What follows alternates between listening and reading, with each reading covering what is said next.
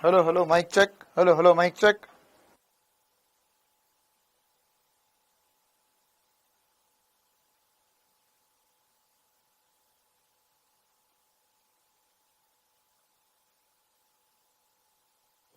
क्या audio video clear है सभी को?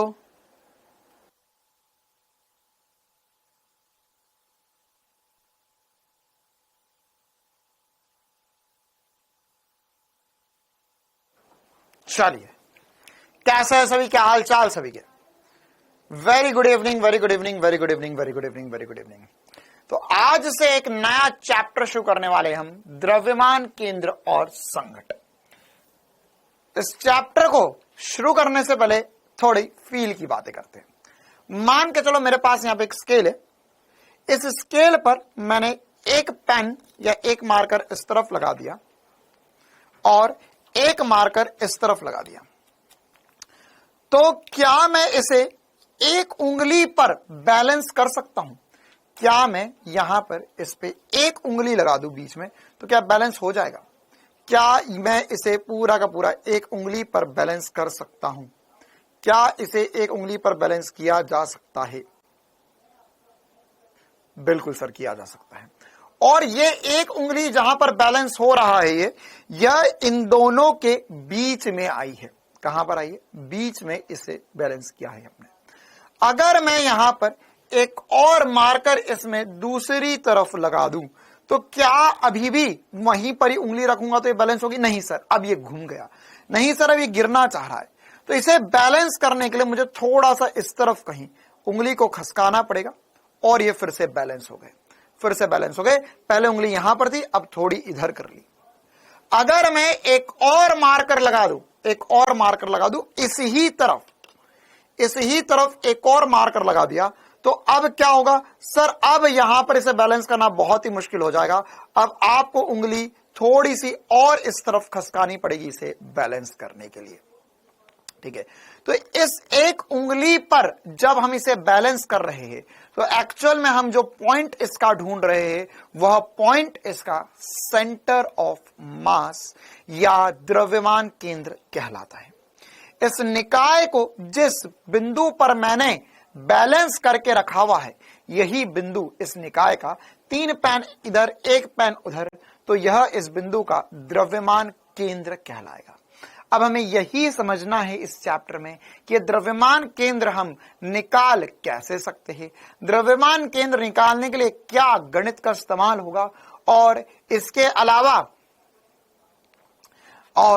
अलावा हम इसमें इसके से जुड़े और कैसे सवाल बनते हैं, इसका और क्या यूज है, वह सब कुछ सीखने वाले हैं इस ही चैप्टर में। तो क्या सभी तैयार है एक और रोमांचकारी चैप्टर पढ़ने के लिए, द्रव्यमान केंद्र? ठीक है, और अरे बहुत सारे मार्कर आज, अभी मैंने 5 मिनट पहले ऐलान किया था कि ऑफिस के स्टूडियोज में जितने मार्कर है वो सब यहीं लाकर रख दो। ठीक है, और मार्कर आ रहे हैं अभी, तो ऐसा ब्रीफिंग की जरूरत नहीं पड़ेगी हमें। देखो, अब अगर इधर 3 इधर 2 कर दूंगा तो उसी पॉइंट पे बैलेंस करूंगा तो नहीं हो पाएगा सर, थोड़ा सा इधर कहीं ले जाना पड़ेगा, तब जाके बैलेंस बनेगा। बन रहा है क्या? नहीं, थोड़ा सा इधर करना पड़ेगा। हाँ, फिर से बैलेंस बन गया। ठीक है, तो यह बैलेंस कैसे बनाया या किस बिंदु पर बैलेंस होता है ना, जैसे अगर मान के चलो इधर भी 3 लगा दिए, उधर भी 3 लगा दिए, तो अब एग्जैक्ट बीच में ही मैं इन सब को बैलेंस कर सकता हूं। 3 एक तरफ, तो एग्जैक्ट बीच वाले बिंदु पर ही सब बैलेंस हो जाने चाहिए मेरे हिसाब से। तो हाँ देखो, एकदम एग्जैक्ट बीच वाले बिंदु पर बैलेंस हो गए सब कुछ। आई बात समझ में? तो यही सब कुछ आज की इस क्लास में हम सीखने वाले हैं, है ना। ओहो, मार्कर नीचे गिर गए। शुरू करते हैं हम एक और रोमांचकारी सफर। 12th कब से होगा? देखो, इस चैप्टर में हमें क्या क्या पढ़ना होता है ये एक बार मैं बता देता हूं, एक सेकंड। हाँ, इस चैप्टर में केवल ये 4-5 ही टॉपिक है। इस चैप्टर में हमारे पास केवल 4 टॉपिक है, तो इन 4 टॉपिक को करने में मैक्स टू मैक्स 4 से 5 क्लासेस लगेंगी, और उसके बाद में हम क्लास 12 शुरू कर देंगे। मतलब गुरुवार, शुक्रवार, शनिवार, फिर उसके बाद में सोमवार, मंगलवार, उसके बाद में हम क्लास 12 शुरू कर देंगे 110%। 2 बजे क्लास क्यों हुई थी? 2 बजे क्लास में बेटा हमने एक्स्ट्रा क्वेश्चंस की प्रैक्टिस करी थी, जो हम वृत्ति गति पढ़ रहे थे उसी के। आपने अगर अटेंड नहीं करी तो कोई बात नहीं, आप एक बार ये वाली क्लास खत्म कीजिए, उसके बाद में क्लास अटेंड कर सकते हो।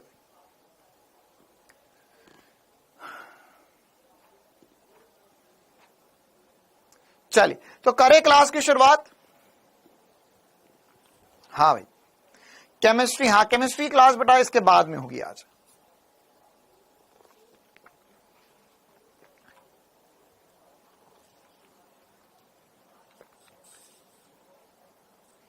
केमिस्ट्री वाले सर जन्माष्टमी का प्रसाद खाने चले गए, बोले सर आज आप ही क्लास ले लो। तो ठीक है। देखो भाई तो इस चैप्टर में हमें क्या क्या पढ़ना है? इस चैप्टर में हमें द्रव्यमान केंद्र सबसे पहले भी हम पढ़ेंगे, फिर द्रव्यमान केंद्र की गति पढ़ेंगे, फिर रेखीय संवेग संरक्षण का नियम और संघटन। सबसे पहले द्रव्यमान केंद्र में हमें क्या पढ़ना होगा? हमें जैसे अभी मैंने आपको स्केल पे चीजें बैलेंस करके दिखाई थी, तो वो कौन सा बिंदु है, कौन सा बिंदु है। एक्स्ट्रा क्लास मत लिया करो, जो पढ़ाना है इसी में पढ़ाइए। अच्छा ठीक है बेटा इसी में पढ़ा देंगे। तो मैंने जो पढ़ाना था वो तो इसी में पढ़ा रहा हूं, है ना। एक्स्ट्रा क्लास उन लोगों के लिए थी जिन्होंने क्वेश्चन की प्रैक्टिस करी हो और जिन्हें कुछ और एक्स्ट्रा क्वेश्चंस चाहिए थे या जो डाउट के क्वेश्चंस थे उसके लिए मैंने ली थी। मैंने एक्स्ट्रा क्लास में कुछ ज्यादा पढ़ाया नहीं है, पढ़ा तो मैंने कल ही दिया था। What is the name of the chapter is the in the English. देखो in Angrezi we call it as centre of mass and collision. Centre of mass and collision. अच्छा एक और समस्या is this chapter not in the NCERT. This 2 chapter वृत्तीय गति and ये अच्छा centre of मास को प्यार से मैं COM भी बोलूंगा बहुत बार, COM सेंटर ऑफ मास। तो this chapter is not in the NCERT is the, तो वेयर इज द चैप्टर? तो चैप्टर इज इन द ग्रूणी गति चैप्टर, इसके बाद में जो होगा। तो ग्रूणी गति देखिए क्या हुआ है, ये चैप्टर कैसे बना है। ग्रूणी गति एक चैप्टर है, इसके बाद में जो आपको पढ़ाएंगे हम आने वाले समय में, उसके स्टार्टिंग में द्रव्यमान केंद्र के बारे में समझाया गया है और इसके अलावा कार्य ऊर्जा शक्ति का जो आखिरी पोर्शन था उसमें संघट के बारे में समझाया गया है। तो उसका आखिरी और इसका पहला पहला मिला के एक छोटा सा चैप्टर का निर्माण किया गया है। क्यों ऐसा किया गया है? क्योंकि एक्चुअल में बात यह है कि सेंटर ऑफ मास समझने के लिए आपको और किसी चीज की जरूरत नहीं है। सेंटर ऑफ मास मतलब आपने आज तक फिजिक्स में कुछ भी नहीं समझा होगा तो भी आपको सेंटर ऑफ मास पूरा समझ में आ जाएगा। सेंटर ऑफ मास निकालने के लिए हमें फिजिक्स में कोई रिक्वायरमेंट नहीं है, हम बेसिक चीजों से सेंटर ऑफ मास निकाल सकते हैं और कोलिजन अभी हम आगे चलकर सीखेंगे। हरिओम बेटा तू आज फिर आ गया, आज तेरा कोर्स ब्लॉक नहीं है क्या? देखो हरिओम आगे बोल रहा है सर आज आपने छुट्टी नहीं करी, आपको पाप लगेगा। देखो तो द्रव्यमान केंद्र कैसे निकालते और द्रव्यमान केंद्र होता क्या है सबसे पहले देख लेते हैं।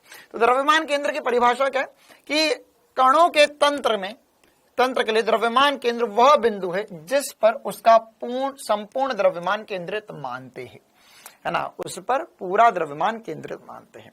यह एक्चुअल में उसी प्रकार का है जैसे हमने जब FBD बनाना सीखा था, फ्री बॉडी डायग्राम बनाना जब सीखा था हमने, तो फ्री बॉडी डायग्राम बनाना सीखा था तो उसमें हमने बोला था ना यार इस पूरी वस्तु को उठा के एक बिंदु पे रख दो और उससे सारे बल गुजार दो, उससे सारे बल गुजार दो। ठीक है, तो वही सेंटर ऑफ मास होता है, वही सेंटर ऑफ मास होता है। ठीक है, तो सेंटर ऑफ मास निकालेंगे कैसे और क्या होता है, देखो इसको एक बार थोड़ा और तरीके से फील करते हैं। मान के चलिए मेरे पास यहां पर कोई एक M1 द्रव्यमान रखा हुआ है, एक M2 द्रव्यमान रखा हुआ है, M3 रखा हुआ है, ऐसे बहुत सारे द्रव्यमान हो सकते हैं ना, N द्रव्यमान हो सकते, कोई दिक्कत वाली बात नहीं। तो ये जो M1 द्रव्यमान था या R1 दूरी पर या R1 का स्थिति सदिश है, इसका स्थिति सदिश R2 है M2 का और इसका स्थिति सदिश R3 है M3 का। ठीक है, 3 द्रव्यमान रखे हुए, 3 किससे ज्यादा भी हो सकते हैं, 10, 15, 50, 100, 1000 कितने भी हो सकते हैं। अब हमें द्रव्यमान केंद्र क्या मिला है? द्रव्यमान केंद्र एक ऐसा बिंदु है जहां पर वास्तविकता में द्रव्यमान हो या ना हो उससे फर्क नहीं पड़ता, लेकिन इन सबको उठाकर मैं एक ऐसे बिंदु पर रख दूं जहां पर इन सबका द्रव्यमान केंद्रित माना जा सकता है, या इसको ऐसे भी परिभाषित कर सकते हैं, किसी वस्तु का द्रव्यमान केंद्र वह बिंदु होता है जो कि संपूर्ण वस्तु को प्रदर्शित करता है तथा उसी प्रकार से गति करता है जैसे जैसे एक बिंदु द्रव्यमान जिसका द्रव्यमान वस्तु के द्रव्यमान के बराबर है को वस्तु पर कार्य करने वाले समान बाह्य बलों के प्रभाव में रखा जाता है। क्या लिखा है इतना बड़ा सा हिंदी में? देखो ये क्या कहना चाहता है, ये कहना चाहता है कि यहां पर मेरे पास ये M1 द्रव्यमान है, M2 द्रव्यमान है, M3 द्रव्यमान है। ये द्रव्यमान जो है वो अलग अलग स्थिति पे हो सकते हैं, इन पे अलग अलग बल लग सकते हैं, इन सब पे अलग अलग बल लग सकते हैं।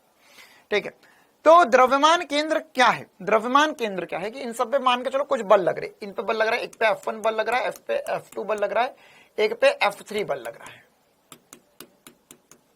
ठीक है, तो इन तीनों का परिमाणी बल F नेट बोल दिया मैंने। क्या बोल दिया? इन तीनों का परिमाणी बल F नेट बोल दिया। तो अगर इन तीनों पर कुछ कुछ बल लग रहा है तो ये तीनों गति कर रहे होंगे, बिल्कुल सही, तीनों गति कर रहे होंगे। तो यहां पर इन सबको हटाकर ऐसे कौन से बिंदु पर रखूं मैं? मतलब ये सारे द्रव्यमान जो है या यहां तो रखे हुए ही है, लेकिन इन सबको मिलाकर मैं कौन से ऐसे बिंदु पर रख दूं? मान के चलो वाला बिंदु मैंने निकाला कहीं पर, वो बिंदु यहां आया, तो यह एक ऐसा बिंदु जिस पर उठाकर मैंने सारे द्रव्यमान रख दिए, M1 plus M2 plus M3 उठाकर रख दिए। ये M1 को उठाकर यहां लिया है, M2 को उठाकर यहां लिया है, M3 को उठाकर यहां ले लिया।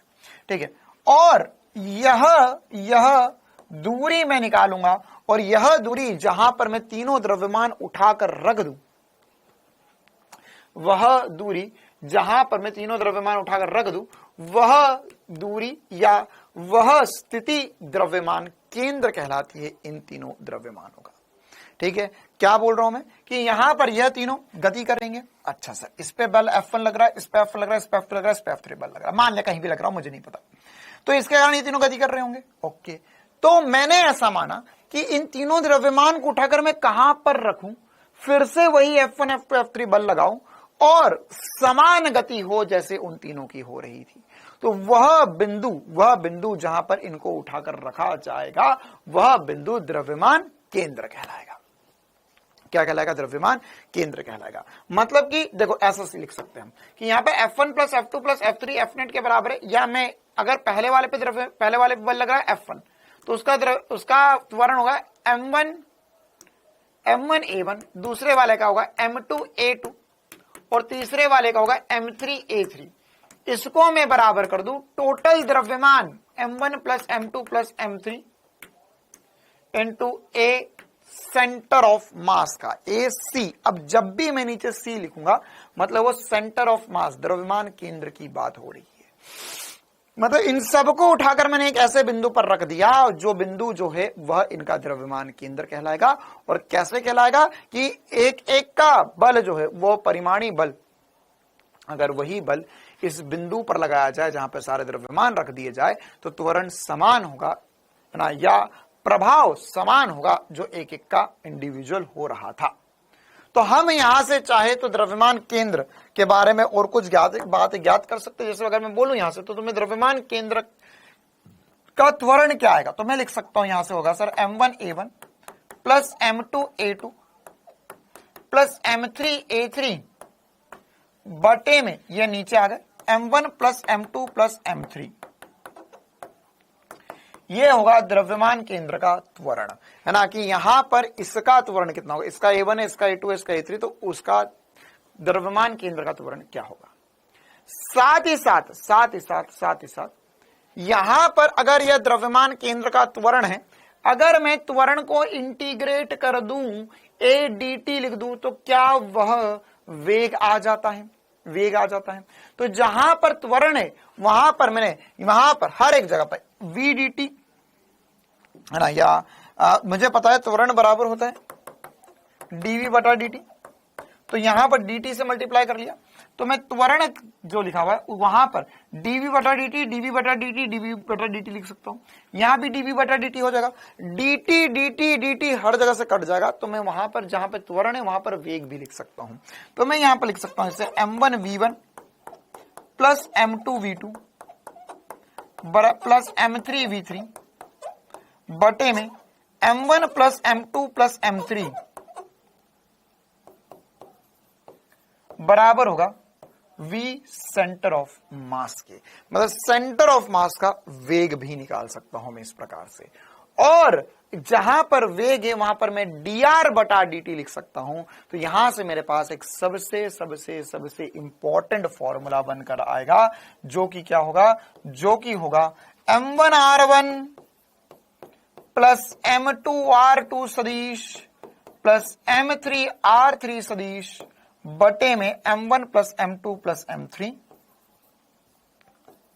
बटे में m1 plus m2 plus m3 बराबर होगा RCM के, RCM या RC के बराबर होगा।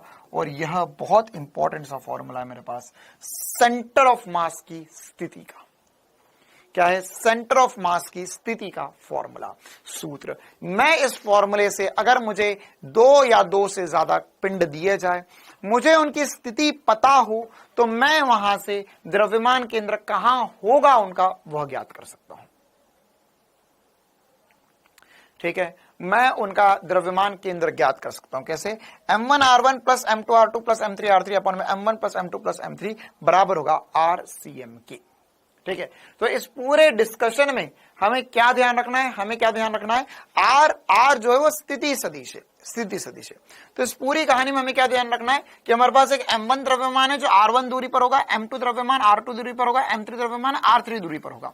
इन तीनों को हटाकर मैं कहां पर रखूं कि वह बिंदु उनका द्रव्यमान केंद्र बन जाए, तो कहां पे रखा जाएगा, वह RCM कहलाएगा, सेंटर ऑफ मास। CM मतलब सेंटर ऑफ मास। तो यह कैसे निकालेंगे, m1r1 plus m2r2 plus m3r3 अपन में m1 plus m2 plus m3। आपको r1 r2 r3 जो है वो स्थिति सदिश दिए जाएंगे। क्या दिए जाएंगे? स्थिति सदिश दिए जाएंगे। ठीक है, तो अभी क्वेश्चन करेंगे हम जिसमें आपको स्थिति सदिश देंगे r1 r2 r3। आप वैल्यू उठा उठा के रखकर सॉल्व कर सकते हो, आप सेंटर ऑफ मास निकाल सकते हो उस पूरे निकाय का। क्लियर है कहानी? अच्छा, अभी बिल्कुल बेसिक सी छोटी सी बात थी सर, तो इसका और क्या सर, क्या यही चैप्टर में हो गया सर, द्रव्यमान केंद्र पढ़ लिया? नहीं, अभी हमें इसमें और भी बहुत सारी मजेदार सी बातें करनी है। जैसे अभी हमने बोला ये आर आर आर के पदों में है या सदिश के पदों में है। ठीक है, अब आर स्थिति सदिश है, वो एक्स में भी हो सकता है, वाई में भी हो सकता है, जेड में भी हो सकता है। ये एक्स में भी हो सकता है, वाई में भी, जेड में भी। आर क्या, कुछ एक्स में, कुछ वाई में, कुछ जेड में। तो मैं इसमें द्रव्यमान केंद्र का जो सूत्र है वह x के लिए अलग, y के लिए अलग और z के लिए अलग लिख सकता हूं। कैसे? देखो, आओ मिलकर करें कुछ एक और नया काम। मान के चलो मेरे पास यहां पर कोई एक द्रव्यमान है जो है एक r स्थिति पर। तो r स्थिति पर है, तो ये इसके निर्देशांक में x1 y1 z1 लिख सकता हूं। क्या x1 y1 z1 हो तो मैं इसका स्थिति सदिश बता सकता हूं? हाँ sir, x1 i cap plus y1 j cap plus z1 k cap. इसी प्रकार से दूसरा द्रव्यमान है m2, R2 स्थिति पर, तो मैं इसमें लिखूंगा, ये हो जाएगा x2 y2 z2। ये इसकी स्थिति आ गई। अच्छा सर, तो अब हमें क्या करना होगा, अब हमें यहां पर इसका सेंटर ऑफ मास निकालना है। मैं चाहूं तो इसे अब x y z के पदों में निकालना चाहता हूं। मतलब x अक्ष में, y अक्ष में, z अक्ष में कहां पर है वो निकालना चाहता हूं। तो यहां पर कैसे कर सकते हैं, हमने ऑलरेडी एक फॉर्मूला बना लिया, RCM या R सेंटर ऑफ मास कहां पर होगा। इन दोनों को हटाकर मैं कहां पर रखूं, यहां कहीं बीच में रखना होगा, दोनों को मिलाकर यहां पर रख दूं, तो यह बिंदु पर अगर प्रभाव सारे समान होंगे जो इन पे इंडिविजुअल हो रहे थे, तो इनका सेंटर ऑफ मास कहलाएगा। तो अब RCM होगा m1 r1 सदिश प्लस m2 r2 सदिश। 2 होंगे तो 2 के लिए लिखेंगे, 4 होंगे तो 4 के लिए लिखेंगे, 5 होंगे तो 5 के लिए लिखेंगे। ठीक है, अच्छा, अब मैं चाहता हूं कि यहां पर यह एक्स वाई जेड जो ज्ञात हो वह सेंटर ऑफ मास के लिए ज्ञात हो, मतलब जैसे 1 2 3 4 द्रव्यमान है, तो अब हम इन सबका मिलाकर सेंटर ऑफ मास एक्स में, वाई में, जेड में ज्ञात करना चाहते हैं, तो वो कैसे करेंगे? उसके लिए हम लिख सकते हैं एक्ससीएम। एक्ससीएम मतलब एक्स दिशा का सेंटर ऑफ मास। कैसे बनेगा? यहां पर ये आर सदिश है, इसे मैं एक्स आई कैप, वाई जे कैप, जेड के कैप लिखूंगा। आई आई वाले अलग करूंगा, जे जे वाले अलग करूंगा, के वाले अलग करूंगा। तो क्या मैं आई आई वाले अलग करके ऐसा लिख सकता हूं? ये हो जाएगा सर m1 x1, क्योंकि m का x निर्देशांक x1 है, m2 x2 अपॉन में m1 प्लस m2, यह x दिशा के लिए होगा। इसी प्रकार से y दिशा के लिए क्या लिख सकता हूं मैं? y दिशा के लिए लिख सकता हूं m1 y1 plus m2 y2 upon में m1 प्लस m2, यह मैंने y दिशा के लिए लिखा। इसी प्रकार से ZCM, z दिशा में सेंटर ऑफ मास का सूत्र लिख सकता हूं मैं m1 z1 plus m2 z2 upon में m1 प्लस m2। बस इतनी सी ही बात पे जो आपको ध्यान रखनी है कि x में, y में, z में या सदिश रूप में हम सेंटर ऑफ मास कैसे लिख सकते हैं। क्लियर है मामला? आई बात समझ में? बेटा सेंटर ऑफ मास एक बिंदु है, एक स्थिति है।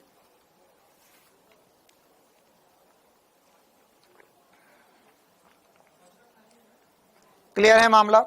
तो यह हम x में, y में, z में ऐसा लिख सकते हैं। यह व्यापक रूप से ध्यान समझना है ना। अब थोड़ा सा और दिक्कत, इस फॉर्मूले को ऐसा भी लिखा जा सकता है, XCM जो होगा उसे लिख सकते हैं हम इंटीग्रेशन, हाँ इंटीग्रेशन भी करेंगे, लेकिन अभी हम समीशन के रूप में। ये क्या लिखा हुआ है? ये ऐसा चिन्ह मतलब योग, किसका योग? इसको हम ऐसा लिख सकते हैं MIXI अपॉन में MI का समीशन I बराबर 1 से I बराबर n तक, I बराबर 1 से I बराबर n तक। ठीक है, क्या दिया गया है? यह क्या दिया गया है, क्या लिखा हुआ है ना? देखो ये क्या लिखा हुआ है, ये सब गणित है, गणित है ना। आपने गणित में ऐसा समीशन का चिन्ह पढ़ा होगा। इसका मतलब क्या होता है? इसका मतलब ये होता है कि योग किसका? m1 x1, तो 1 m1 x1 plus m2 x2, m3 x3, m4 x4, कहां तक? n तक, जितने हैं उन सबका योग करो, और नीचे किसका योग करना है? m1 m2 m3 m4 का योग करना है। यह x के लिए लिखा हुआ है। इसी प्रकार से आप चाहो तो y के लिए भी फॉर्मूला लिखो, और इसी प्रकार से z के लिए भी लिख सकते हो। समेशन mi yi, i क्यों लिख रहा हूं? क्योंकि i की वैल्यू 1 से n तक कुछ भी हो सकती है, बटे में समेशन mi, i बराबर 1 से i बराबर n तक। इसी प्रकार से zi ZCM भी लिख सकता हूं, समेशन mi zi अपॉन में समेशन mi, कहां से कहां तक? 1 से n तक, 1 से n तक, 1 से n तक। ठीक है, तो ये बिल्कुल बेसिक सा छुटकू सा फॉर्मूला है सेंटर ऑफ मास का। बिल्कुल सिग्मा भी बोलते हैं इसे, या समीशन भी बोल सकते हैं हम इसे। ठीक है, अच्छा तो सर अब ये सब क्यों पढ़ लिया, इसमें क्वेश्चन कैसे बनेगा? क्वेश्चन बहुत आसान सा सवाल आएगा, है ना। लिख लिया यहां तक सभी ने?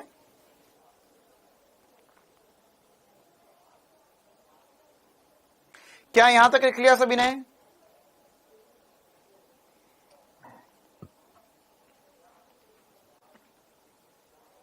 ठीक है, तो अब इसमें बेसिक से क्वेश्चन ऐसे आते हैं, जैसे अच्छा यहीं पर ही कर लेते हैं, बिल्कुल छुटका सा क्वेश्चन। क्वेश्चन में आपको बोला कि यदि एक द्रव्यमान m1 2 किलो का 2,2,3,1 पर रखा है, और एक दूसरा द्रव्यमान m2 4 किलो का 0,-1,0 पर रखा है।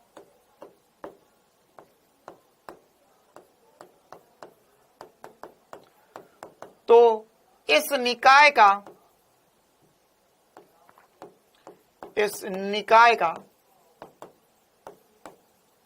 सेंटर ऑफ मास ज्ञात कीजिए, द्रव्यमान केंद्र ज्ञात कीजिए।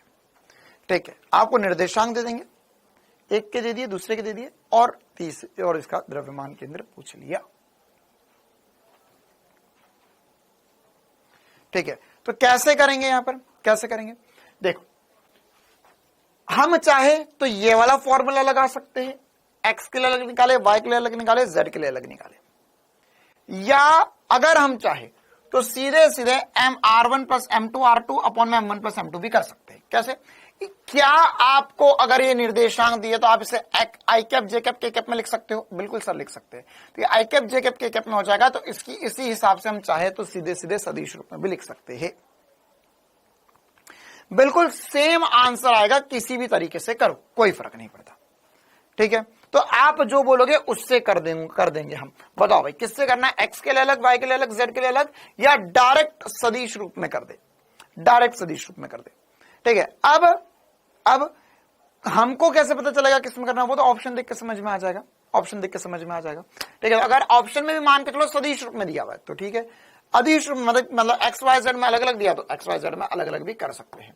जैसे अगर मान के चलो मैं अलग अलग करना चाह, एक्ससीएम निकालना चाह तो क्या करेंगे हम, m1x1 मतलब पहला द्रव्यमान 2 किलो, इसका x निर्देशांक 2 प्लस m2x2 बटे में m1 प्लस m2 2 प्लस 6, तो कितना आएगा ये सर, ये आ जाएगा, ये तो 0 हो गया, 4/8 या 1/2 हो गया, मतलब इसका x निर्देशांक 1/2 आएगा। कितनों को ये समझ में आया, ठीक है।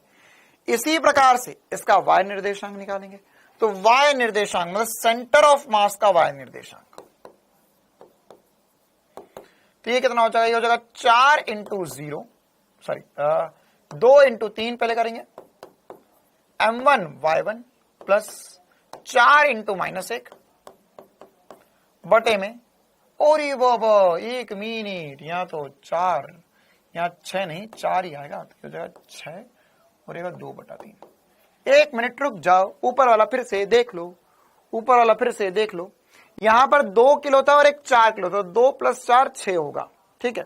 तो उसमें अगर किसी ने लिख लिया तो करेक्शन कर लो, 2 प्लस 4 6 होगा, तो 2/3 आएगा। अच्छा, इसी प्रकार से यहां पर भी 2 प्लस 4 हो जाएगा, तो कितना होगा ये सर, ये होगा 6 माइनस 4, 6 माइनस 4, 6 माइनस 4 बटे में 6, या हो जाएगा 2/6 या 1/3 में लिख सकता हूं। कितना लिख सकता हूं मैं, 1/3। इसी प्रकार से अगर हम यहां पे z दिशा में या z निर्देशांक निकालना चाहे इसका सेंटर ऑफ मास का, तो होगा 2 इंटू 1 प्लस 4 इंटू 0 अपॉन में 2 प्लस 4, या होगा ये 2/6, कितना हो जाएगा 2/6, तो 2/6 या 1/3 हम लिख सकते हैं। क्या ये सही है, क्या ये सही है? तो हमने इसके निर्देशांक निकाल लिए, तो इसका सेंटर ऑफ मास कहां पर होगा, इसका सेंटर ऑफ मास कहां पर होगा, टोटल सेंटर ऑफ मास के निर्देशांक हमसे क्वेश्चन में पूछे जाएंगे, तो हम बोलेंगे कि सर इसका सेंटर ऑफ मास होगा 2/3, 1/3, 1/3। आप चाहो तो इसका स्थिति सदिश भी लिख सकते थे। स्थिति सदिश क्या होगा, सदिश रूप में अगर हम इसका सेंटर ऑफ मास लिखना चाहे तो उसे हम बोलेंगे आरसीएम, है ना। स्थिति सदिश में सेंटर ऑफ मास ये हो जाएगा 2/3 आई कैप प्लस 1/3 जे कैप प्लस 1/3 के कैप। क्या ये मामला क्लियर है सभी को?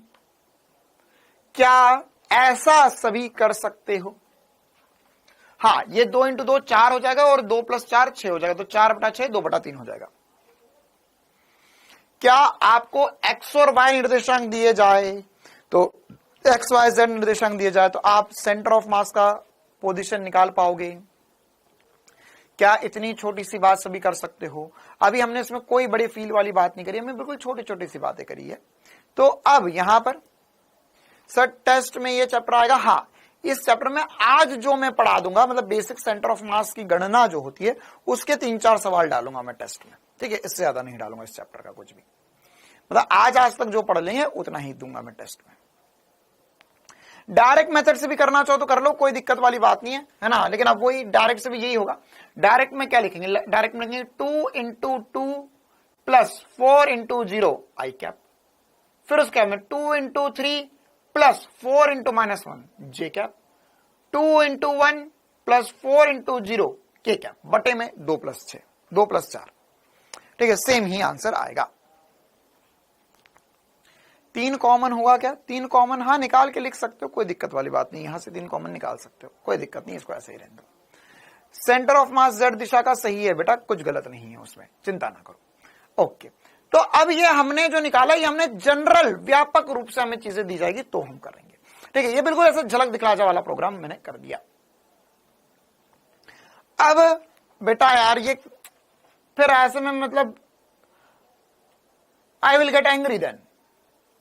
ओके, ये 4 - 6 है तो इसे 2 लिखना है यार, एक स्टेप।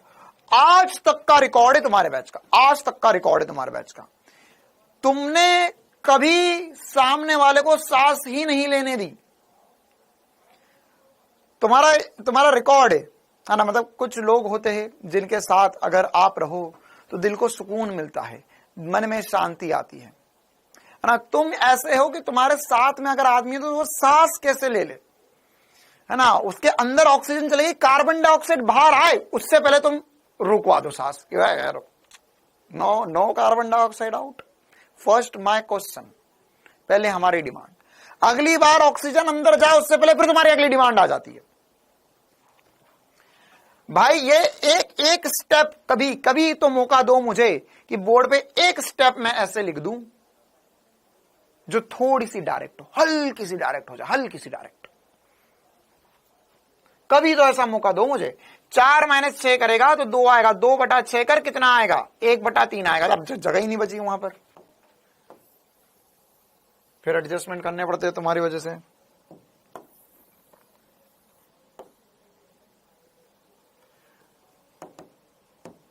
एक बार तो मौका दो प्लीज। तुम लोग बोलते हो ना sir give me 1 chance, sir एक बार और मौका मिल जाए मुझे, तो मुझे भी एक बार और मौका चाहिए इस बार।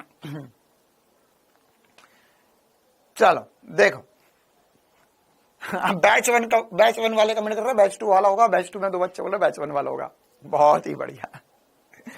देखो ये भी सही खेल रहे हो तुम लोग, है ना। हाँ सर हमारे बैच में सर किसी ने नहीं बोला, इधर वाले बोल रहे नहीं सर हमारे बैच में से भी किसी ने नहीं बोला। देखो हाँ मैंने ही गलती से पढ़ लिया है ना। चलिए, तो अब हमने यहां पर द्रव्यमान केंद्र निकालना सीख लिया। तो अब ये जो हमने निकालना सीखा, इसी को ही ऐसा भी बोलते, विविक्त कणों के निकाय के लिए द्रव्यमान केंद्र जो भी हमने निकाला वो एक तरीके से वही था, ठीक है, कि अलग अलग द्रव्यमान होंगे तो उनके लिए द्रव्यमान केंद्र कैसे निकालते हैं। लेकिन अब हम इसमें और कुछ स्पेशलाइज्ड केसेस की बात करेंगे और कुछ जोरदार तरीके से बातें करेंगे, ठीक है। ये तो बच्चों का खेल है यार, ये करना कोई बड़ी बात नहीं है। तो हम क्या अलग करेंगे सर इसमें, अभी हम इसमें कुछ नई बातें सीखेंगे। तो अब हम इसमें सबसे पहले सीखेंगे 2 द्रव्यमान का निकाय। 2 द्रव्यमान का निकाय, निकाय मतलब सिस्टम। अगर मेरे पास 2 ही द्रव्यमान हैं तो क्या होगा। अच्छा चलो तुम लोग ही बताओ, अभी तो तुम लोगों ने वैसे फील भी कर लिया, मैंने तुम लोगों को ये बताया भी था कि अगर मेरे पास यहां पर है ना, यह एक स्केल सा था, तो यहां पर एक द्रव्यमान है, एक द्रव्यमान मतलब ये तीनों को मिला के एक ही मानो, तीनों को मिला के एक ही मानो। तो यहां पर ये पतलू है, ये मोटू है, तो द्रव्यमान केंद्र किसके पास होता है, किसके पास होता है, मोटू के पास या पतलू के पास। देखो तो कितना पास है मोटू के, बिल्कुल झुक झुक के जा रहे हैं, यहां पकड़ के रखा फिर भी।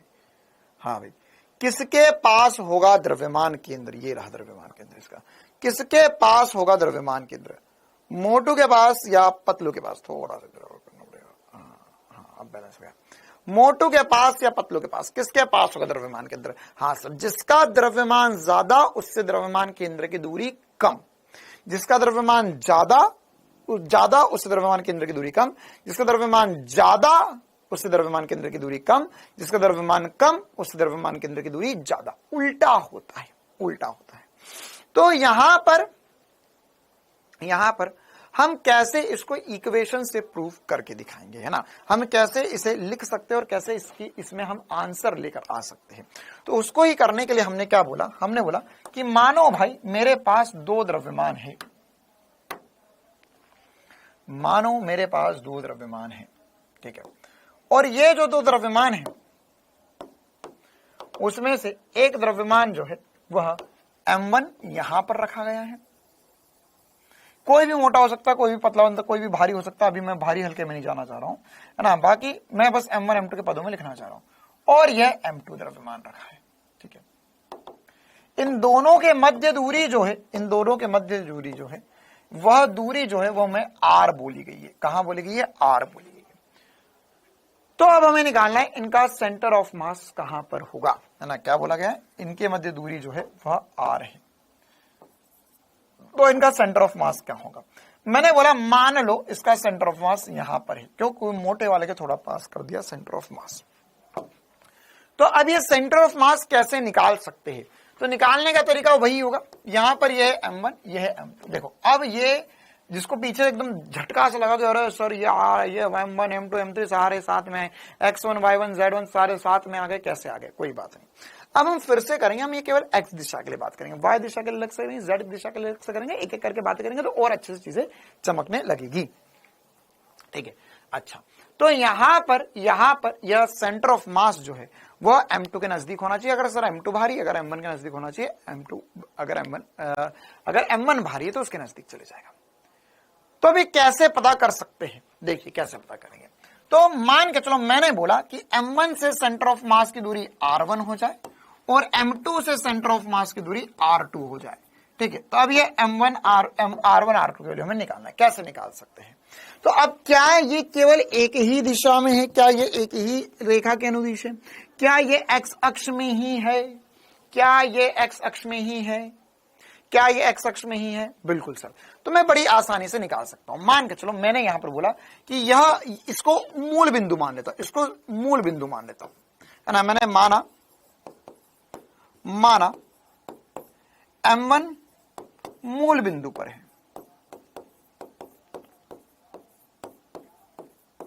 M1 मूल बिंदु पर है, M2 मूल बिंदु पे मान लो, हाँ M2 मूल बिंदु पे मान लो, कोई फर्क नहीं पड़ता, मुझे कोई फर्क नहीं पड़ता, मेरे को बस यहां से देख मूल बिंदु पे इसलिए माना, अगर मान के चलो मूल बिंदु यहां होता तो फिर यहां से M1 की दूरी दिखता, यहां से M2 की दूरी दिखता, थोड़ा कॉम्प्लेक्स हो जाता, ठीक है। तो मैंने बोला यहीं से दूरियां माप लेते, क्योंकि यहां से दूरियां पता है मुझे। तो क्या मैं सेंटर ऑफ मास या M1 से जो सेंटर ऑफ मास की दूरी होगी RCM, क्या लिख सकता हूं, ये XCM लिखना चाहिए मुझे केवल x दिशा में, तो होता है M1 x1 plus M2 x2 upon में M1 प्लस M2। अच्छा सर, तो अब मैं यहां से सेंटर ऑफ मास की दूरी देख रहा हूं, तो ये कितना बोला मैंने, ये मैंने इसको बोल दिया ये सेंटर ऑफ मास है इसका, तो ये होगी R1 बराबर होगा, R1 सेंटर ऑफ मास है बराबर होगा M1 इंटू 0, क्या हो जाएगा M1 इंटू 0 प्लस, क्योंकि ये तो यही मूल बिंदु पर रखा हुआ है, okay sir, plus M2 into M2 कितनी दूरी पर है सर, R दूरी पर है, अपॉन में M1 प्लस M2, अपॉन में M1 प्लस M2। मतलब क्या हुआ, मैं यहां से R1 की वैल्यू लिख पाया हूं, R1 की वैल्यू लिखना सीख ली मैंने, या पहले वाले से सेंटर ऑफ मास की दूरी कितनी होगी, ये तो पूरा 0 हो जाएगा, ये हो जाएगा M2R अपॉन में M1 प्लस M2, ठीक है। आप चाहो तो R2 की वैल्यू भी निकाल सकते हो, R2 की वैल्यू भी निकाल सकते हो। कैसे निकाल सकते हो R2 की वैल्यू, दो तरीके हैं कि सर अब हम इसको मूल बिंदु मान ले और पूरा सॉल्व कर ले, या सर मेरे को ये झंझट नहीं करना, मैं तो R माइनस R1 कर दूं तो R2 आ जाएगा। क्या R2 आ जाएगा, यहां से R माइनस R2 करने पे ये यहां पर ऐसे लिख देता हूं R2, तो R2 क्या R माइनस R1 हो जाएगा, क्योंकि सर ये निकालना है, ये टोटल R है, इसमें से माइनस कर दिया तो ये बचा। अदिति सिंह बिटिया, आपको हिंदी पढ़ते आती है, क्या आप भारत देश के निवासी हैं, क्या आप हिंदी भाषा पढ़ने में सक्षम हैं, या आप इथोपिया के रहने वाले हैं, नाम बदलकर भेष बदलकर यहां क्लास कर रहे हैं। साफ हिंदी में लिखा हुआ है, माना M1 मूल बिंदु पर है, तो मूल बिंदु के निर्देशांक क्या होते हैं, 0,0, 0,0। तो इसमें x निर्देशांक क्या होगा इसका होगा 0,0। x भी 0 होगा, y भी 0 होगा। इसके निर्देशांक क्या होंगे r,0। y इसका अभी भी 0 क्योंकि x ही दिशा में है। तो x निर्देशांक इसका 0 होगा, उसका r होगा। बस इतनी सी बात थी। देखो यहां पर इसी प्रकार से R2 क्या लिखेंगे? R2 लिखेंगे सर, ये हो जाएगा R माइनस R1। R1 कितना है? M2R अपॉन में M1 प्लस M2 अपॉन में M1 प्लस M2। इस पूरे को आप सॉल्व कर सकते हो। सॉल्व करोगे इसको इधर मल्टीप्लाई कर लो तो हो जाएगा M1R plus R into M2, ये पूरा मल्टीप्लाई हुआ R में, माइनस M2R अपॉन में M1 प्लस M2। तो यहां से M2 घट गया और यहां से अल्टीमेटली R2 की जो वैल्यू आई वही M1R अपॉन में M1 प्लस M2। इसी चीज को चाहूं मैं तो मैं दूसरे तरीके से भी कर सकता था। कैसे कर सकता था? यही वाले फॉर्मूले से। अब मैंने बोला कि मान के चलो ऐसा बोल देता कि मैं ये मूल बिंदु है। हाँ देख, M1 M2 क्या है? M1 M2 तो मोह माया है, नाम है M1 M2। तो जो आज M1 है वो कल M2 हो सकता है, जो M2 है वो M1 हो सकता है। तो ना अदला बदली कर सकते हो, उससे कोई फर्क नहीं पड़ता। अरे M1 M2 क्या है? M1 M2 तो सर नाम है, नाम में क्या रखा है? तो अगर मैं यहां पर से नाम मानते हुए यहां से मूल बिंदु मान लू, तो यहां से मूल बिंदु मानूंगा तो यहां से दूरी सेंटर ऑफ मास की कितनी आ जाएगी? इससे जो दूरी आ जाएगी वहां हो जाएगा M2 into 0 plus M1 into R हो जाएगा। ये बाबा क्या बोला? ये उन्हीं लोगों के लिए है, डेंजर थी यहाँ पे, वेरी डेंजर। ये डेंजर है, ये उन्हीं लोगों के लिए जिनको पुराना समझ में आया। क्या डेंजर है काम? डेंजर यदि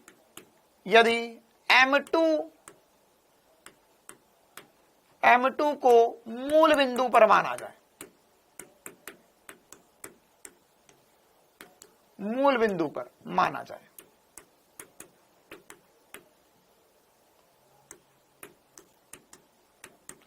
अगर M2 को मूल बिंदु पर माना जाए तो क्या मैं ऐसा लिख सकता हूं कि R2 सेंटर ऑफ मास जो होगा, इससे सेंटर ऑफ मास की दूरी वो होगी M2 इंटू 0, क्योंकि अब ये मूल बिंदु पर है, और M1 इंटू R। M1 कितनी दूरी पे है? R अपॉन में M1 प्लस M2। इससे भी करोगे तो वही आंसर आएगा। या R2 बराबर होगा M1R अपॉन में M1 प्लस M2। ठीक है, अब हम आते हैं काम की बातों पर। ये तो सर बहुत सिंपल सी बातें थी कि हमने R1 R2 निकाल लिया, सेंटर ऑफ मास निकाल लिया। तो सर अभी आप बोल रहे थे कि आप ये वाली बात जो आपने बताई उसका फील दोगे, उसका तो हमें कोई फील आया ही नहीं। देखो क्या फील है, ध्यान समझना इस बात को, ध्यान समझना। सेंटर ऑफ मास जो 1 से है, 1 का सेंटर ऑफ मास का फॉर्मूला देखो, वो है M2R अपॉन में M1 प्लस M2। मतलब कि सेंटर ऑफ मास जो 1 का है वो डिपेंड कर रहा है दूसरे सामने वाले द्रव्यमान पर, और सेंटर ऑफ मास की दूरी जो दूसरे से वो डिपेंड कर रही है M1 पर, सामने वाले द्रव्यमान पर। मतलब कि सेंटर ऑफ मास इससे कितना दूर होगा वो निर्भर करेगा इसके द्रव्यमान पर, और इससे कितना दूर होगा वो ये दूरी निर्भर करेगी इसके द्रव्यमान पर। ठीक है, इसलिए वो उल्टी वाली बात हुई थी। क्या उल्टी वाली बात हुई थी कि सर यहां पर अगर हम सेंटर ऑफ मास देख रहे हैं, यहां पर हम इसका सेंटर ऑफ मास देख रहे हैं, तो क्या हो रहा है सर? ये दूरी कम क्यों? क्योंकि इसके सामने वाला द्रव्यमान कम है, इसलिए इसकी दूरी भी कम है। और ये दूरी ज्यादा क्यों? क्योंकि इसके सामने वाला द्रव्यमान ज्यादा है। तो जिसके सामने वाला द्रव्यमान ज्यादा, उससे सेंटर ऑफ मास की दूरी भी ज्यादा। ऐसा भी मैं बोल सकता हूं। क्या बोलूंगा मैं? दो तरीके से, है ना। पहले तरीके से मैं तुम्हें समझाया, अब दूसरे तरीके से क्या बोल रहा हूं कि अगर मान के चल मेरे सामने कोई एक बहुत मोटा आदमी है, तो हम दोनों के बीच में जो सेंटर ऑफ मास होगा वो उसकी तरफ होगा, या मुझसे सेंटर ऑफ मास की दूरी ज्यादा होगी, मतलब R1 बराबर है M2R अपॉन में M1 प्लस M2। R क्या? टोटल डिस्टेंस है हम दोनों के बीच में। और R2 जो है वो बराबर है m1r अपॉन में m1 प्लस m2। मतलब सेंटर ऑफ मास की दूरी इससे निर्भर करेगी उसके द्रव्यमान पर। ये देख R2 वाले फॉर्मूले m2 आया और R2 वाले फॉर्मूले में m1 आया, R1 वाले फॉर्मूले में m2 आया। मतलब सेंटर ऑफ मास की दूरी जो मुझसे होगी वो सामने वाले के द्रव्यमान पर निर्भर करेगी, और जो उससे जो दूरी होगी वो मुझ पे या मेरे द्रव्यमान पर निर्भर करेगी।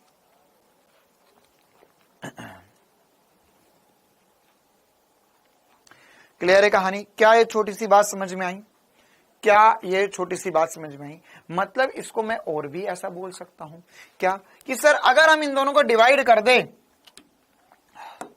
अगर हम इन दोनों को डिवाइड कर दे तो हम लिख सकते हैं R1 बटा R2 बराबर होगा M2 बटा M1 के, M2 बटा M1 के। या यहां से ऐसा भी लिखा जा सकता है, देखो अब ये क्या क्या नई बातें निकल कर आ रही है।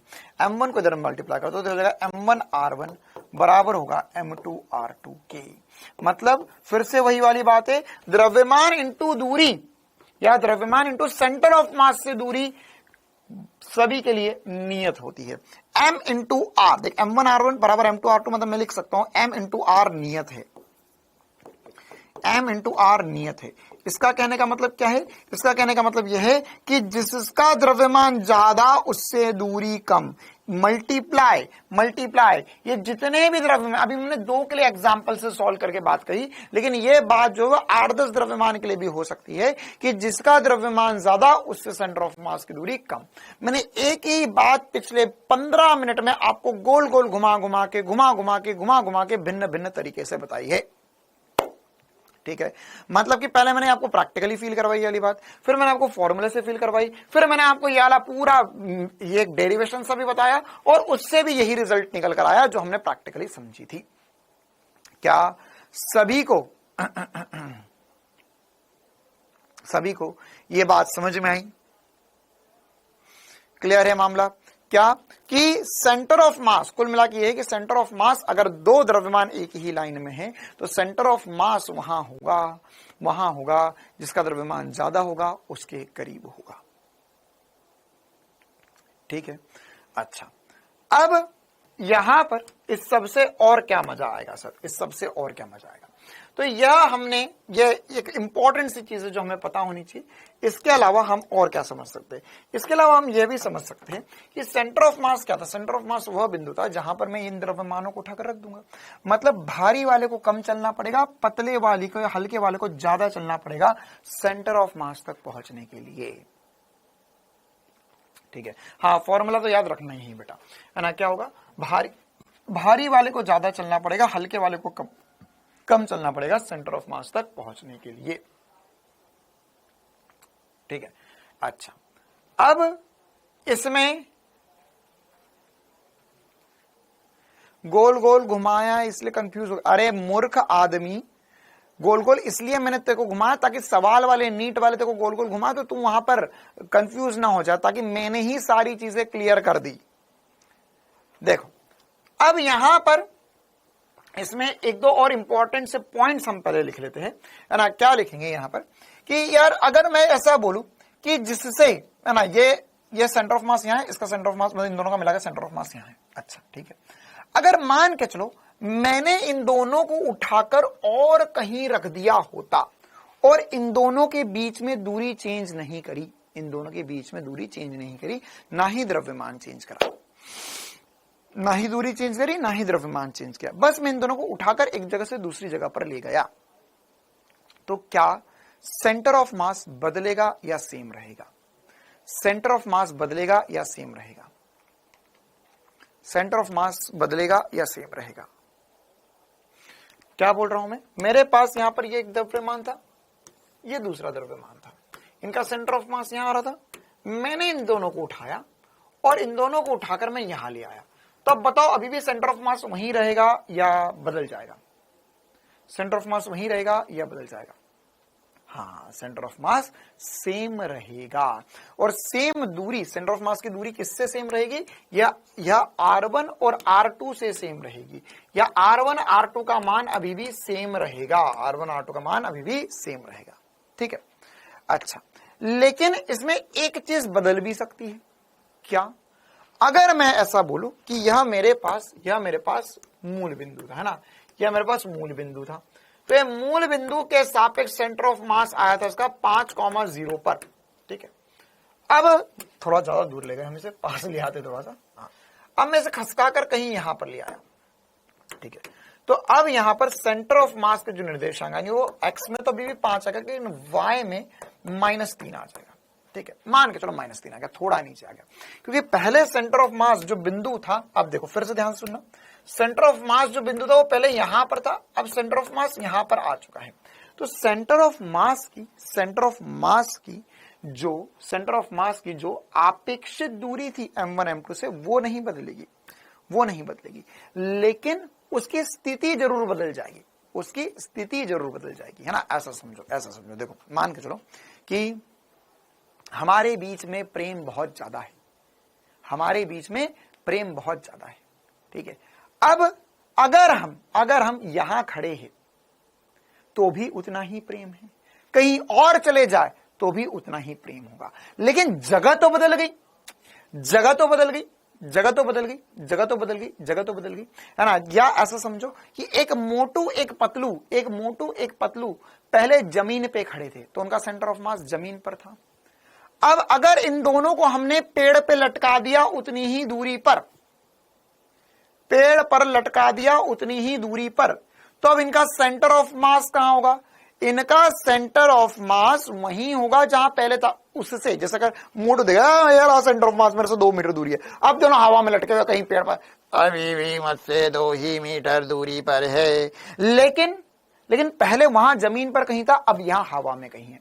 मतलब कि उनके सापेक्ष तो सेम ही है, लेकिन स्थिति बदल जाएगी सेंटर ऑफ मास की। क्या ये बात समझ में आ रही है? क्या ये स्टेटमेंट समझ में आ रहा है सभी को कि सेंटर ऑफ मास या द्रव्यमान केंद्र, द्रव्यमान के सापेक्ष अगर निकाय में निकाय में द्रव्यमान या अपेक्षित दूरी चेंज नहीं होती है या सब कुछ सेम होता है, तो सेंटर ऑफ मास वहीं रहेगा, भले ही उसके निर्देशांक बदल सकते हैं, लेकिन अपेक्षित स्थिति हमेशा वही रहेगी। क्या ये छोटा सा स्टेटमेंट क्लियर है सभी को? अगर क्लियर है तो एक बार इसे अपनी अपनी कॉपी में उतार लीजिए, अपनी कॉपी में लिखेंगे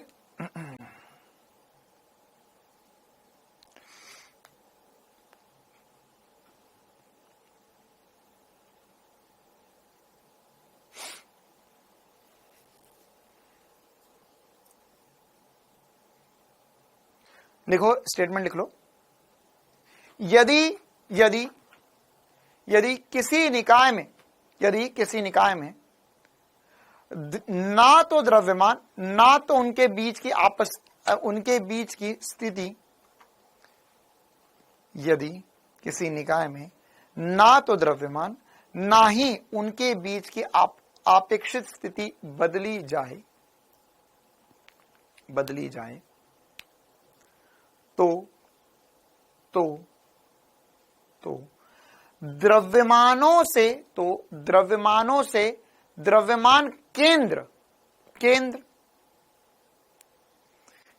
की स्थिति नहीं बदलती, या ऐसा लिख लो दूरी नहीं बदलती। द्रव्यमानों से द्रव्यमान केंद्र की दूरी नहीं बदलती, द्रव्यमानों से द्रव्यमान केंद्र की दूरी नहीं बदलती। ब्रैकेट में निकलो, R1 R2 सेम रहेगा,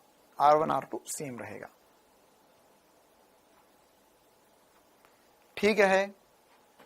और चाहो तो ये रेफरेंस के लिए वाला फोटो भी बना लो ताकि कुछ याद रहे कि हाँ ऐसा पढ़ा था।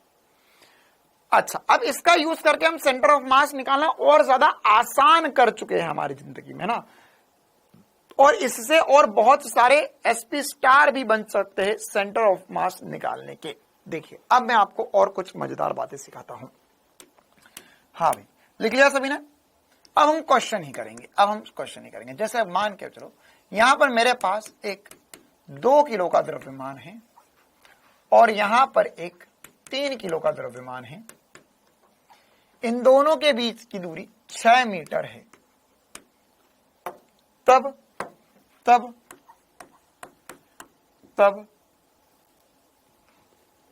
तब 2 किलो से सेंटर ऑफ मास कहां होगा? 2 किलो द्रव्यमान से सेंटर ऑफ मास की दूरी पूछी आपसे। क्या ये कर सकते हो? 2 किलो द्रव्यमान से सेंटर ऑफ मास की दूरी आपसे पूछी है, कैसे करेंगे? अब हमारे लिए एकदम आसान सी बात है, फॉर्मूला कैसे लगाना है? सर ये जो दूरी होगी ये दूरी हो जाएगी, ये दूरी हो जाएगी सामने, देखो आपको याद ही ऐसा रखना है फॉर्मूला। कैसे याद रखना है? सामने वाला द्रव्यमान इनटू टोटल दूरी बटे में कुल द्रव्यमान 2 + 3, यह हो जाएगा 18/5।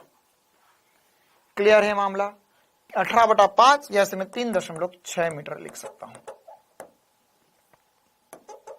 अच्छा, R2 पूछता तो क्या करते? R2 पूछता तो क्या करते? R2 पूछता तो सब पूरा सॉल्व करते या 6 - 3.6 कर लेते, बात बराबरी थी। तो 2.4 मीटर आ जाएगा। कितना आ जाएगा? 2.4 मीटर आ जाएगा। क्या ऐसे बिल्कुल नादान से सवाल सभी कर पाएंगे? क्या ऐसे छुटकू छुटकू से सवाल सभी से हो जाएंगे द्रव्यमान केंद्र निकालने के लिए, है ना? तो यहां पर द्रव्यमान केंद्र कैसे निकालेंगे? सामने वाला द्रव्यमान, ट्रिक क्या है? सामने वाला द्रव्यमान इनटू टोटल डिस्टेंस बटे में टोटल द्रव्यमान, यह द्रव्यमान केंद्र निकालने की तरकीब होगी। अब और क्या कर सकते हैं सर? इस पे और कैसे सवाल आ सकते हैं? अब हमारे पास 2-2 द्रव्यमान हमने बहुत खेल लिए, अब हमें खेलना होगा असली खेला, उसमें होंगे 2 से ज्यादा द्रव्यमान। जैसे एक सवाल से ही चीज समझते हैं, यहां पर एक क्वेश्चन दिया गया है, क्वेश्चन पढ़ेंगे और इसको सॉल्व करने की कोशिश करते हैं। एनसीईआरटी में इस प्रकार के काफी सारे क्वेश्चन भी दिए गए हैं। क्या है क्वेश्चन? क्वेश्चन में बोला है हमारे पास समान द्रव्यमान की 3 वस्तुएं 0,0, a,0 और a/2, √3/2 पर स्थित है। द्रव्यमान केंद्र के निर्देशांक ज्ञात कीजिए। द्रव्यमान केंद्र के निर्देशांक ज्ञात कीजिए। तो कैसे करेंगे इस सवाल को? क्या आप लोग, कितने लोग इस सवाल को कर सकते हैं? कितने लोग xcm ycm m1 x1 plus m2 x2 plus m3 x3 upon में m1 plus m2 plus m3 करके सॉल्व कर सकते हैं? कितने लोग द्रव्यमान केंद्र की स्थिति निकाल सकते हैं x में, y में और z में? z की वजह से जरूरत नहीं है, x और y में ही आ जाएगा। क्या सॉल्व हो पाएगा ये क्वेश्चन?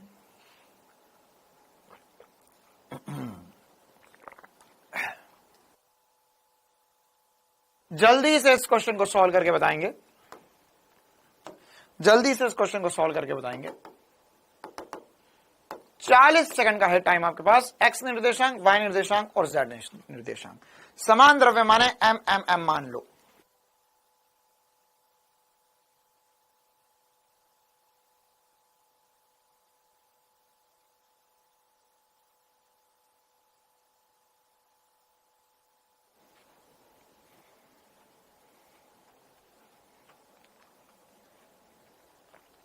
आसानी से करना है m1 x1 plus m2 x2 plus m3 x3 upon में m1 plus m2 plus m3 से।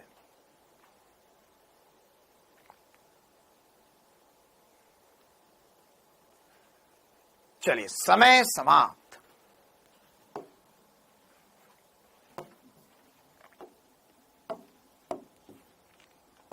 कैसे करना होगा? m1 सर ये है, ये देखो ये 1 है, ये 2 है, ये 3 है। तो क्या करेंगे? m1 सर तीनों का द्रव्यमान m मान लेते, तो m इंटू पहले वाले का निर्देशांक 0 प्लस m इंटू दूसरे वाले का निर्देशांक a plus m into a/2 बटे में m1 plus m2 plus m3। तो 3m हो जाएगा, तीनों का योग करेंगे तो कितना हो जाएगा? 3m हो जाएगा। ओके सर, तो अब क्या आएगा यहां से? देखो ये तो हो गया 0, ये हो गया सर ma प्लस ma/2 बटे में 3m। तो कैसे कर सकते हैं इसे सॉल्व? यह है 1, यह है आधा, 1 में आधा जोड़ोगे तो 1.5 आ जाएगा, 3/2 आ जाएगा। नहीं अच्छा लगा, ma को कॉमन ले ले और सॉल्व कर ले। 1 में आधा जुड़ेगा सर बटे में 3m आ गया। तो 1 में आधा जुड़ा तो 3/2 हो गया। तो ये आ गया है 3/2 a बटे में 3।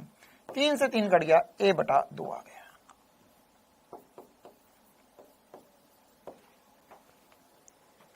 a/2 आ गया। ठीक है। अच्छा, y निर्देशांक कैसे निकालेंगे? सेम होगा sir, m1y1 plus m2y2 plus m3y3 upon में m1 plus m2 plus m3। ठीक है। m1 कितना है? m into 0 plus m into 0। ओए होए होए होए मजे, ये भी 0 है, ये भी 0 है। Okay sir. इसी प्रकार से m इंटू a√3/2 बहुत ही गंदा है सर, कोई दिक्कत नहीं, बटे में 3m, बटे में 3m। अब यहां पर क्या फायदा है? यहां पर ये फायदा सर, ये तो दोनों 0 हो गए, बहुत ही बढ़िया, बहुत ही बढ़िया। और ये क्या है? ये है √3 ma बटे में 2 और बटे में 3m एक और आ गया, m से m कट गया, ये √3 है, ये 3 है तो कटेगा, तो ये हो जाएगा a/2√3। तो ये x निर्देशांक आ गया, ये y निर्देशांक आ गया। क्या सभी कर सकते? बस फॉर्मूले में वैल्यू रखना है, बस फॉर्मूले में वैल्यू रखना होती है, दैट्स इट। क्लियर है मामला? फैजान बोल रहा है सर फर्स्ट क्वेश्चन एक बार चेक कर लीजिए। ठीक है, देख लेंगे। क्या सभी को ये आ गया? क्या इस क्वेश्चन में अभी भी कुछ गड़बड़ लग रहा है? 4 प्लस 4 इंटू 0, 4 बटे में 6। नहीं बेटा, सब कुछ सही है इस सवाल में, सही है सवाल में। अच्छा चलो, तो सर ये तो अब हमें बन गया। अब क्या आगे? क्या अब आगे क्या? 2a को a/2 कैसे कर दिया? कहां कर दिया? अरे यार, फिर एक बार तो मौका दो मुझे। मैं भाई ये छोड़, फिर से लिख देता हूं। ये a बाहर था, ब्रैकेट के अंदर 3/2 था और फिर बटे में 3 था। ठीक है, ये 3 नीचे था, तो ये ऊपर ही नीचे, ये 3 से 3 कट गया। अब ये मल्टीप्लाई में था ना, डिवाइड में ना, तो a/2 आएगा। क्या करते हो कभी कभी? हाँ भाई, ऐसी कुछ सुविधा है क्या तुम्हारे पास कि जैसे ही फिजिक्स पढ़ने लगे तो यहां से स्कल खोला, दिमाग निकाल के पानी में रख दिया, बंद कर दिया, चलो अब पढ़ते हैं हम। थोड़ी देर बाद और कुछ करने की सोची, ओके, दिमाग अब ठंडा हो चुका है, खोला, फिर से लगा लिया, हाँ अब हम पिक्चर देखते हैं, अब हम यूट्यूब चलाते हैं। चलिए, तो ये एक और मजेदार सा सवाल जो हमें करना था। अब ये सवाल करने के हमारे पास और भी तरीके हैं एक्चुअली, है ना, ये वाले सवाल करने के हमारे पास और भी तरीके हैं। अच्छा, क्वेश्चन नंबर 1 में z वाला गलत है। एक बार लास्ट बार आ रहा हूं मैं, वापस बार नहीं आऊंगा यहां पर। ये अगर 2 इंटू, अगर सही निकल गया तो सोच लेना बेटा, है ना। 2 इंटू 1 करेगा तो 2 इंटू 1 हुआ, और 4 इंटू 0 करेगा तो ये तो 0 हो गया, तो ये हो गया 2 बटे में 6। सही तो है सब कुछ, सही तो है सब कुछ।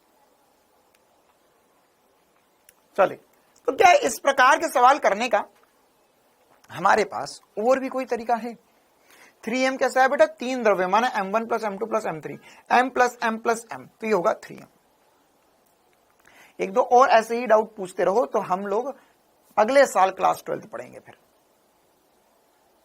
हाँ बिल्कुल बिल्कुल अतुल बेटा, आप ही का इंतजार था यहां पर। √3 बटे में 2 इंटू 3 इंटू a था, तो क्या होता है बेटा, ये कट जाता है, ये √3 है, ये 3 है, 3 को लिख सकते हैं √3 इंटू √3, तो एक √3 कट गया, एक √3 बचा, तो 2 इंटू √3 नीचे बचा, 2 √3। अच्छा, अब यहां पर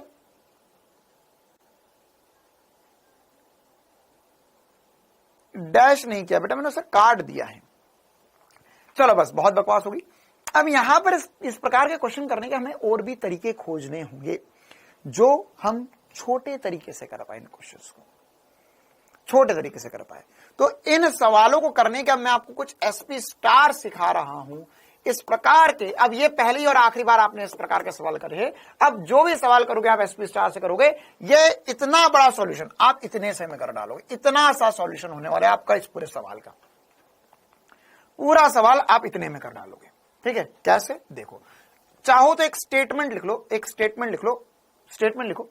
तो यही क्वेश्चन जो है वो मैं आपको दूसरे तरीके से दूसरे पदों में समझा रहा हूं। सेम क्वेश्चन, लैंग्वेज अलग। स्टेटमेंट लिख लो एक क्वेश्चन की।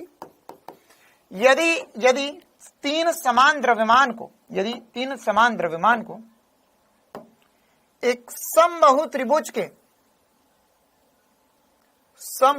के भुजा ए के कोनों पर रखा जाता है, समबाहु त्रिभुज भुजा ए के कोनों पर रखा जाता है, तब निकाय का द्रव्यमान केंद्र निकालिए। निकाय का द्रव्यमान केंद्र। सेम सवाल। सर आपको कैसे पता चला कि यह समबाहु त्रिभुज था? त्रिभुज तो था सर, लेकिन समबाहु कैसे था? तीन द्रव्यमान थे। देखो प्रूव कर देता हूं मैं। अगर मेरे पास, पहले ये प्रूव कर देता हूं मैं ना, अगर मेरे पास यहां पर एक त्रिभुज है, तो ध्यान से सुनना मेरे प्यारे मेरी बात को। अगर मेरे पास यहां पर एक त्रिभुज है, इस त्रिभुज में ये मेरे पास y अक्ष है, ये x अक्ष है। ठीक है, ये बिंदु होगा 0,0। अगर ये सारी भुजाएं a है, तो क्या इस बिंदु को मैं a,0 लिख सकता हूं? ठीक है, ये वाला बिंदु क्या होगा? तो ये वाला बिंदु सर इन दोनों के बीच में से निकल रहा है, तो इसका x अक्ष तो a/2 होगा, और y अक्ष मतलब ये वाली दूरी कितनी होगी?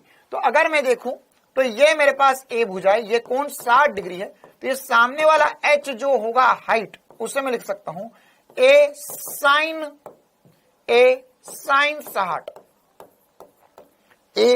60। सर ये घर से याद करके आते हो क्या? नहीं, यहां पर एक छोटा सा त्रिभुज है, इसमें ये कोण 60 डिग्री है, ये कर्ण है, लंब निकालना है, तो लंब होगा a sin 60। तो ये हो जाएगा a इंटू √3/2, ये होगा h।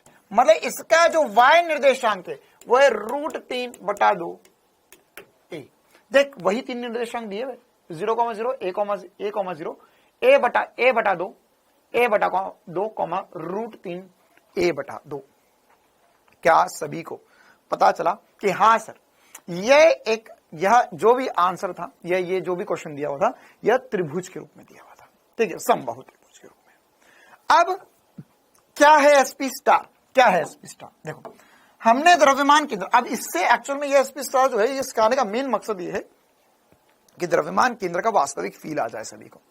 क्या हमने ये समझा था कि अगर हमारे पास दो द्रव्यमान है, तो उनका द्रव्यमान केंद्र अगर उन दोनों को जोड़ने वाली रेखा पर कहीं पर होता है, और दो द्रव्यमान के द्रव्यमान केंद्र निकालना हमारे लिए कोई रॉकेट साइंस वाली बात नहीं है। ठीक है, अच्छा, तो अगर मैं आपसे बोलूं कि ये वाला द्रव्यमान m है, ये वाला द्रव्यमान m, भूल जा, अभी सब कुछ भूल जा, ये द्रव्यमान m है, ये द्रव्यमान m है, क्या तुम इतना बोल सकते हो मुझे कि सर इन दोनों का द्रव्यमान केंद्र जो है वो इनके बीच वाले बिंदु पर होगा? क्यों? क्योंकि समान द्रव्यमान है। अगर m द्रव्यमान है, m द्रव्यमान है, हमने क्या बोला? भारी वाले के पास द्रव्यमान केंद्र था।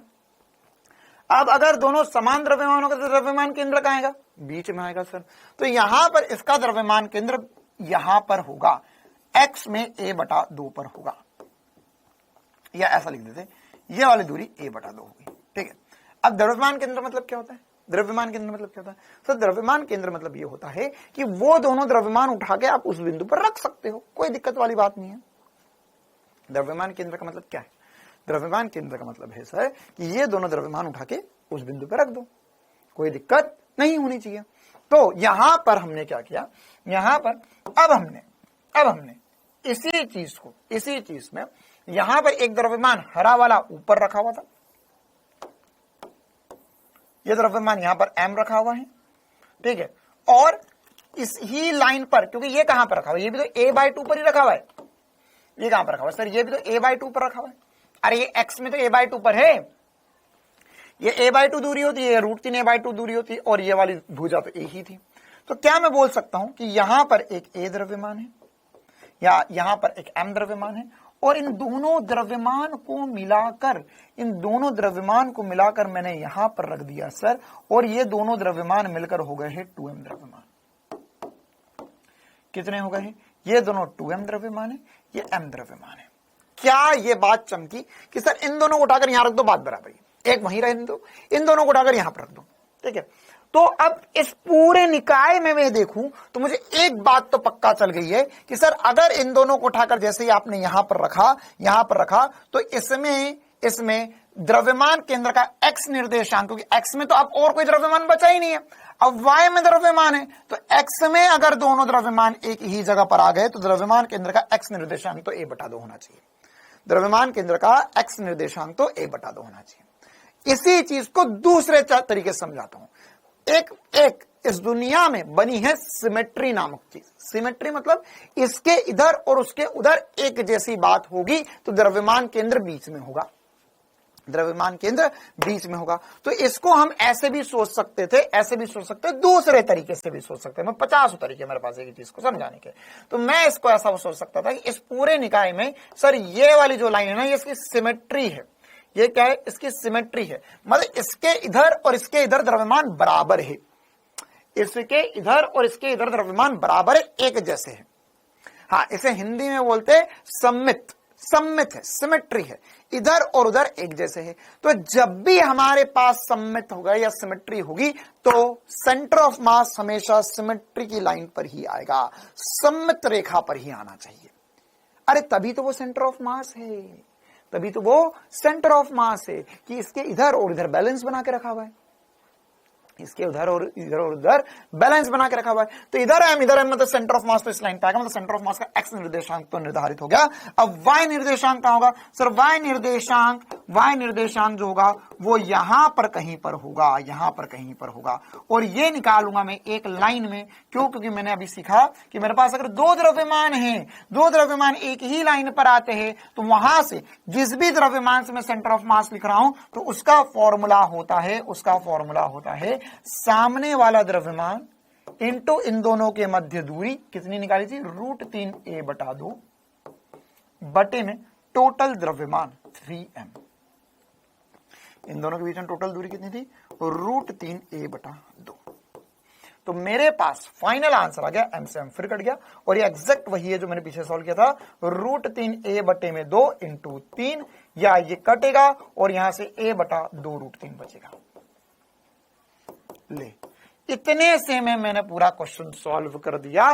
क्या कि सेंटर ऑफ मास जो है वह सिमेट्री पर आना चाहिए, सेंटर ऑफ मास सिमेट्री पर आना चाहिए, और यही आंसर हमने निकाला था, a/2 और a/2 √3। तो ये रहा a/2 और a/2 √3। सेंटर ऑफ मास जो है वो सिमेट्री पर आना चाहिए।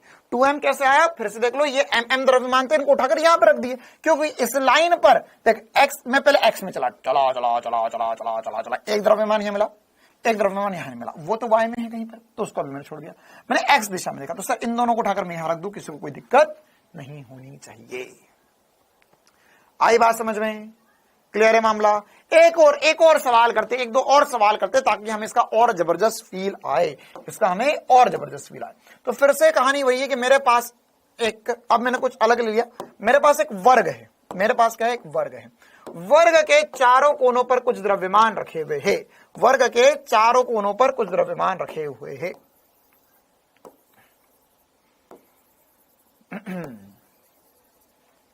वर्ग के चारों कोनों पर कुछ द्रव्यमान रखे हैं, m 2m 3m अरे 3m और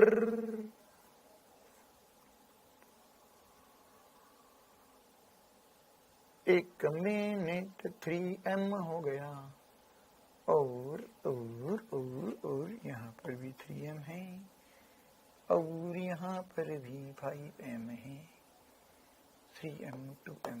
ओके, ऐसे ही सवाल बना दिया मैंने एक, ताकि हमें फील आए चीजों का।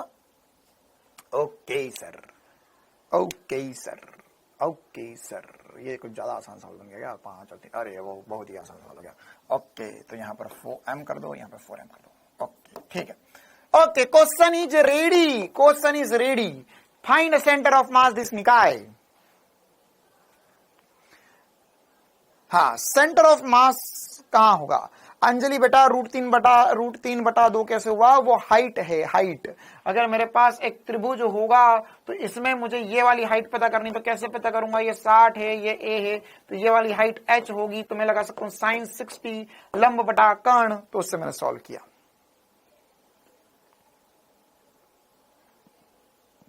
हाँ भाई, तो सेंटर ऑफ मास कहां होगा इस निकाय का? तो क्या, पहले तो ये देख लो, क्या तुम्हें कहीं सिमेट्री दिखाई दे रही है? क्या तुम्हें कोई एक ऐसी लाइन दिखाई दे रही है? अच्छा, भुजा ए है, नहीं बोली, कोई बात नहीं, भुजा ए ही है, ये सारी भुजा ए है। क्या तुम्हें कोई एक ऐसी लाइन खींच सकते हो जिसमें ऊपर और नीचे द्रव्यमान बराबर हो? ऊपर और नीचे द्रव्यमान बराबर हो, क्या ऐसा कुछ दिख रहा है? देखते हैं सर। अगर मैं देखूं यहां पर, तो क्या मैं ऐसा बोल सकता हूं कि इसके इधर और इधर द्रव्यमान बराबर है? नहीं सर, इधर 2 किलो है, इधर m है, मतलब इधर 2m है, इधर m है, इधर 3 है, इधर 4 है, तो ये दोनों मिलकर 7 बनाएंगे सर, और ये दोनों मिलकर 3 बनाएंगे, मतलब इधर और इधर द्रव्यमान बराबर नहीं है, मतलब इनका द्रव्यमान केंद्र इस लाइन पे तो नहीं आएगा। अच्छा, ये देख लेते हैं, ऊपर 3 और 2 5 है सर। एक बात तो मुझे पक्का पता चल गई कि इनका सेंटर ऑफ मास इस लाइन पर आएगा, कहीं ना कहीं इनका सेंटर ऑफ मास इस लाइन पर आएगा। मतलब मैंने बिना जाने पहचाने मैंने एक बात 100% बोल दी कि y डायरेक्शन में सेंटर ऑफ मास a/2 पर होगा। कितनों को ये बात समझ में आई कि y डायरेक्शन में सेंटर ऑफ मास a/2 पर होगा? कैसे? अगर मान के चलो मैंने बोला कि यह मूल बिंदु पर रखा था, ये 0,0 पर रखा हुआ था, तो ये कितना मुश्किल हो जाता अभी हमारे लिए सॉल्व करना। हम इसको डायरेक्ट करने वाले हैं। अगर यह मूल बिंदु पर रखा हुआ था तो यहां पर क्या हम ऐसा बोल सकते हैं? हम ऐसा बोल सकते हैं कि YCM जो होगा सर, इसका YCM जो होगा वह इस लाइन पर आना चाहिए। क्यों? क्योंकि इसके ऊपर और नीचे द्रव्यमान बराबर है, द्रव्यमान बराबर है। मतलब कि मैं ऐसा बोल सकता हूं कि सर 110% y डायरेक्शन का सेंटर ऑफ मास a/2 पर है। क्यों? क्योंकि ऊपर टोटल 5m है, नीचे टोटल 5m है, इसके ऊपर और इसके नीचे द्रव्यमान बराबर है, मतलब इस लाइन पर सेंटर ऑफ मास आना चाहिए। ठीक है, ठीक है, ठीक है, ओके। अब हाँ, डायगोनल में भी सिमेट्री हो सकती है, लेकिन उसको फिर सॉल्व करना मुश्किल हो जाएगा आपके लिए। अब y डायरेक्शन का x डायरेक्शन की ओर देखना है, तो क्या मैं इस निकाय को घुमाकर, अब ध्यान समझना, क्या मैं इस निकाय को ऐसा लिख सकता हूं कि देखो यार, मुझे एक बात तो पता चल गई है कि सर यहां पर ये वाला द्रव्यमान और ये वाला जो द्रव्यमान है, इन दोनों का इन दोनों का ये m और ये 2m और m का सेंटर ऑफ मास यहां पर है, 3m और 4m का सेंटर ऑफ मास यहां पर है। क्यों?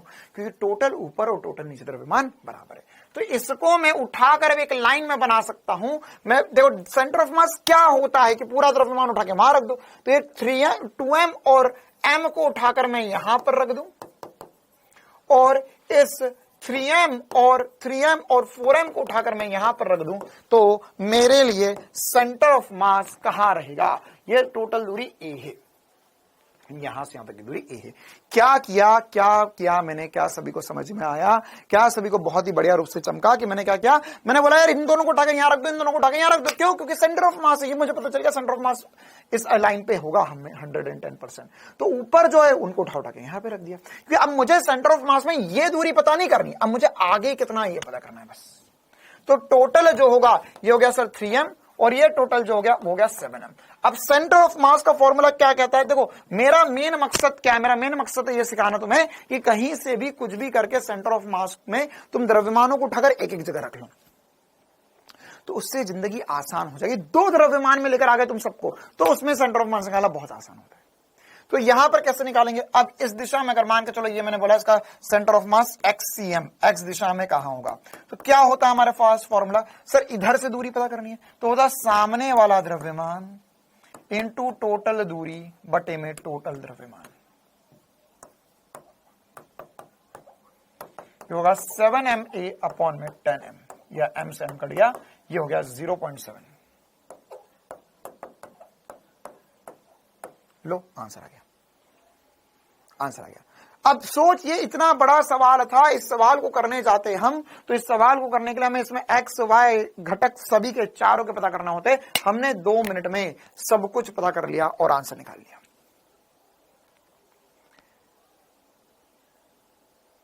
क्लियर है मामला? आया सभी को समझ में? कैसे कर रहा हूं मैं, क्या एसपी स्टार लगा रहा हूं इसमें, क्या एसपी स्टार से सॉल्व किया जा रहा है? सवाल समझ में आ रहा है कि सर सेंटर ऑफ मास कहां होता है? सेंटर ऑफ मास वहां होता है सर जैसे इसमें ऊपर और नीचे का द्रव्यमान बराबर, तो सेंटर ऑफ मास इस लाइन पे होगा 110%, मतलब वाई दिशा में तो a/2 हो गया है। अब यहां पर ऊपर नहीं जाना है मुझे, इन दोनों को उठाकर यहां रख लूंगा, इन दोनों को उठाकर यहां रखूंगा। अब इधर सिमेट्री, इधर और इधर द्रव्यमान बराबर नहीं है सर, ऊपर और नीचे द्रव्यमान बराबर है। तो अगर ये दोनों बराबर थे तो इनको उठाकर यहां रख दिया, इसको उठाकर यहां रख दिया, ओके। अब x में कितना आगे है? तो x में कितना आगे सर, ये दोनों यहां आए तो यहां पे 3m आया, ये दोनों यहां आए तो 7m आ गया। अब इसमें सेंटर ऑफ मास जो है वो यहां कहीं होना चाहिए, तो पता कर लिया कहां पर है। क्या सभी को चमका? 0.3 आएगा बेटा, 0.3 इधर से आएगा, लेकिन अगर मैंने इसको मूल बिंदु माना तो यहीं से दूरियां लिखूंगा मैं, तो 0.7 मेरा सही जवाब होगा। बिना एसपी स्टार के कैसा होगा? इसको मान 0,0, इसको मान a,0, इसको मान a,a, इसको मानो 0,0,a, फिर उसके बाद में पूरा सॉल्व करो। m1 x1 plus m2 x2 plus m3 x3 plus m4 x4 upon में m1 plus m2 plus m3। इसी प्रकार से y दिशा में भी यही वाला फॉर्मूला लगाओ। क्लियर है? अच्छा, अगर हम एक और सवाल कर ले इस पर, ये वाला सवाल मैं आपको होमवर्क में देना चाह रहा हूं, एक बार सभी लोग ट्राई करेंगे, पहले तो देखो क्या इसमें कुछ सिमेट्री वगैरह दिख रही है, क्या इसमें कुछ सिमेट्री दिख रही है, क्या सर ऐसे में कुछ, ऐसे में कुछ। तो सर अगर मैं देखूं तो इसमें मैक्सिमम द्रव्यमान जो है वो 2m और m तो यहीं पर ही है। अच्छा सर, इसमें एक 2m पर है, एक 2m नीचे है, तो सर इस लाइन पर इन दोनों का सेंटर ऑफ मास यहां पर आएगा। ये एक ऊपर m है, एक नीचे m है, तो इस लाइन पर इनका सेंटर ऑफ मास यहां पर आएगा। कितनों को ये बात चमक गई?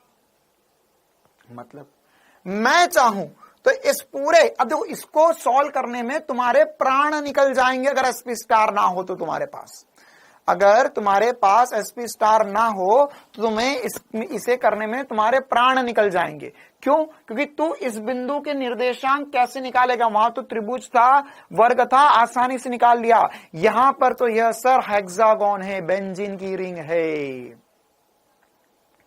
यहां पर तो यह षष्टभुज है। तो इसमें भुजा, ये जो दूरी है यहां से कितना दूर है, यहां से ये इसके निर्देशांक निकालने में पसीने छूट जाएंगे तुम्हारे। लेकिन अगर हम चाहे तो इसमें ऐसा बोल सकते, क्या? देखो यह हमारे पास एक लाइन है, स्ट्रेट लाइन, ये बिंदु है F, ये बिंदु है H, एक बिंदु था G और एक बिंदु था C। ठीक है, क्या मैं ऐसा बोल सकता हूं कि F पर तो सर m द्रव्यमान रखा हुआ है, कोई दिक्कत वाली बात नहीं है, इन दोनों द्रव्यमानों को उठाकर मैं यहां पर रख दूं 4m, इन दोनों द्रव्यमानों को उठाकर मैं यहां पर रख दूं, इनका सेंटर ऑफ मास यहां पर आएगा और एक और 2m यहां पर है। अब मेरे पास 2 नहीं 4 द्रव्यमान है, लेकिन फिर भी मेरे लिए आसान है, क्या मैं कर पाऊंगा?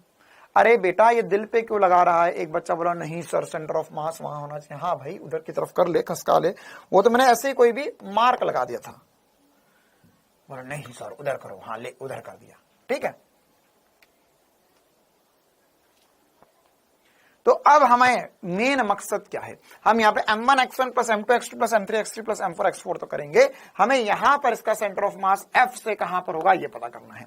लेकिन अब इसमें ये पता करने के लिए G पर 2m होगा, हाँ ये पता करने के लिए बस एक और बात है कि ये दूरियां कितनी हैं, है ना। सारी भुजाएं आपको ए दी है, आपको पता करना है। चलो ये दूरी तो ए पता चल गई, ये दूरी कितनी है, ये दूरी कितनी है, कौन बता सकता है? दूरी कितनी है? कैसे पता कर सकते हो? हिंट, हिंट, ये हमने ऐसा कभी पढ़ा है हमारी जिंदगी में कि अगर हमारे पास एक षष्ठभुज है तो सारी भुजाओं के मध्य कोण 120 डिग्री होता है, या ये हिंट दे देता हूं कि ये वाला कोण 60 डिग्री है। अब तो कर ले जाओगे, ये वाला कोण 60 डिग्री है। अगर ये वाला कोण 60 डिग्री, तो क्या आप FH वैल्यू निकाल सकते हो? क्या ये वाली वैल्यू निकाली जा सकती है अगर ये वाला कोण पता चल जाए तो? हाँ, अरे A/2 नहीं होगा,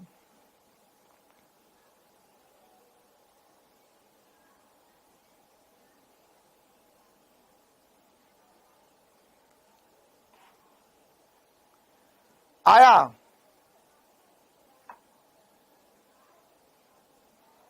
√3। हाँ, साइन लगाएंगे या कॉस लगाएंगे? साइन लगाएंगे या कॉस लगाएंगे? अगर ये वाला त्रिभुज मैं अलग से बनाऊं यहां पर, तो इसमें मुझे ये वाली दूरी चाहिए, FH चाहिए।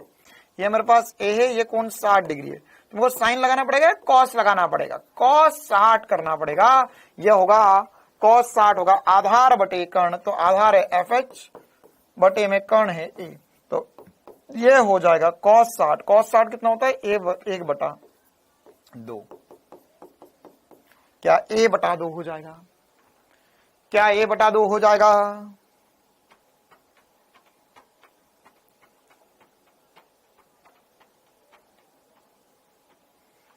तो अगर ये पता चल गया तो अब सवाल खत्म हो गया। ये वाली दूरी A/2 है, ये वाली दूरी A है, ये वाली दूरी भी A/2 होगी।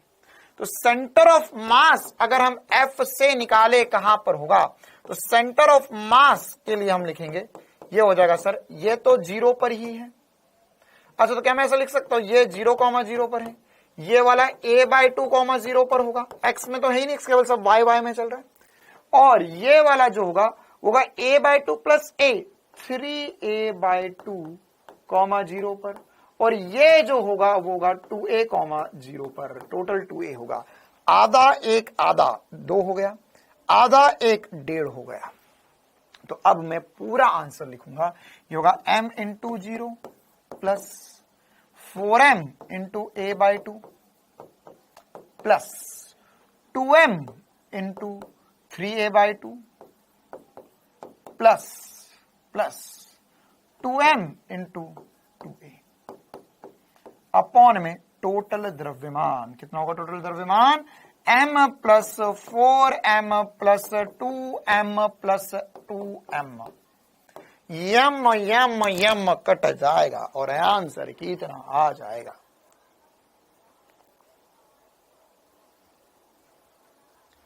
आई बात समझ में? क्लियर है मामला? तो कितना हो जाएगा ये होगा सर 0। अच्छा, ये कटेगा, ये बचेगा 2, ये 2 से 2 भी कट गया। ओए होए, मजा आ गया। तो ये होगा 2ma plus 3ma plus 4ma बटे में m प्लस 4, 5 5 और 4 9 हो जाएगा, 9m। ऊपर जोड़ोगे तो 2 और 3 5, 5 और 4 9 हो गया। सर इन सब ने मिलकर मुझे मूर्ख बनाया। तो 9m से 9m कट गया, A आंसर आ गया। मतलब ये A/2 मतलब इसका सेंटर ऑफ मास तो सर ये रहा। इस पूरे निकाय का सेंटर ऑफ मास तो ये रहा सर, ये रहा। एक बार कैलकुलेशन चेक कर लेना, 5 और 4 9 ही होता है, ठीक है। एक बार कैलकुलेशन चेक कर लो, 3 2 0, 4 और 1 5, 5 और 2 7, 7 और 2 9। क्या ये सही आया? 9 से 9 कट जाएगा, 9 से 9 कट जाएगा। ठीक है कहानी? तो क्या सर मैं इसको और भी कुछ छोटा कर सकता था? हाँ बिल्कुल, देखो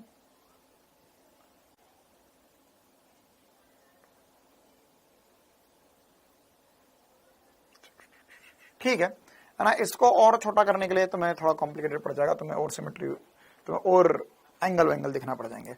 आपके लिए सबसे ज्यादा बेस्ट यही रहेगा। ठीक है, क्या हो जाएगा, हमने एक्स दिशा में वाई दिशा के सारे उठा के एक्स दिशा पे रख लिए और सेंटर ऑफ मास निकाल लिया, एक्स दिशा का सेंटर ऑफ मास। ठीक है, देखने में बहुत कॉम्प्लिकेटेड था, लेकिन हमने एसपी स्टार से इस सवाल को एकदम आसानी से सॉल्व कर दिया। क्लियर है मामला सभी को? वाई निर्देशांक तो 0 होगा ना, वाई निर्देशांक तो है ही नहीं, वाई में जितना ऊपर है उतना ही नीचे, तो वाई तो 0 हो गया, एक्स ही होगा बस। चलिए, तो अभी की क्लास हम इतनी ही रखते हैं। कल की क्लास में हम सेंटर ऑफ मास पे और चर्चाएं करेंगे, है ना। कल हम और आगे सेंटर ऑफ मास पे डिस्कशन करने वाले हैं। a/2, 0 कैसा है बेटा, ये दूरी a/2 है ना, वही तो मैं बोल रहा हूं, ये हमने सॉल्व किया ना, a/2 ये दूरी आई, तो ये a/2 आया, तो ये 0,0 था, ये x में a/2 बढ़े, y में कहीं नहीं गए, फिर ये x में 3a/2 प्लस a, 1 प्लस आधा 1.5 होता है, फिर a/2 और हो गया, तो ये 2a हो गया, टोटल कितना हो गया, 2a हो गया।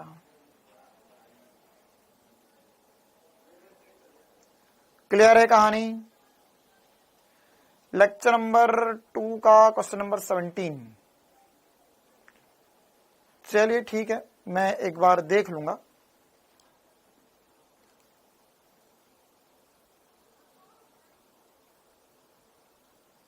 लेक्चर नंबर 2 का क्वेश्चन नंबर 17 कहाँ गया होमवर्क?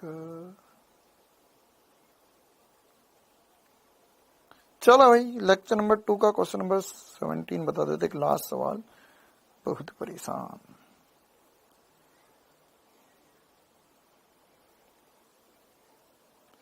रेखीय त्वरण के साथ गतिशील है, 2 चक्कर में उसका वेग। अच्छा, क्वेश्चन नंबर 17, लेक्चर नंबर 2 का क्वेश्चन नंबर 17 आपके मजे लिए जा रहे हैं उस सवाल में। लेक्चर नंबर 2 का क्वेश्चन नंबर 17, बस 2 मिनट में बता रहा हूं, आपके मजे लिए जा रहे हैं उस सवाल में।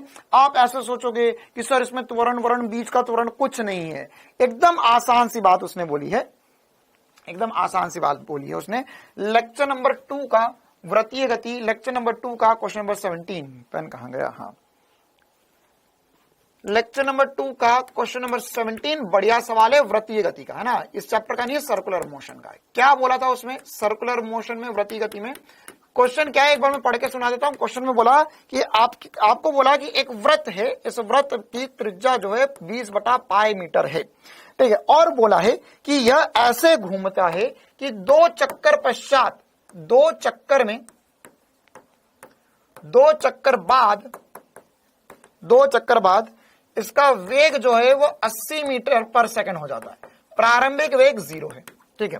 अब आपको बोला है कि इसका त्वरण ज्ञात कीजिए। तो अब आप में से कुछ लोग एकदम दिमाग पे जोर आ जाएगा कि सर कैसे करे, ये तो त्वरण वरण कैसे दिया हुआ है। तो आप इसको एक ही सवाल बताऊंगा, एक ही सवाल बताऊंगा बस, क्योंकि लेक्चर नंबर 2 हमारा ऑलमोस्ट हो गया था, इसके 1-2 सवाल बचे हुए थे।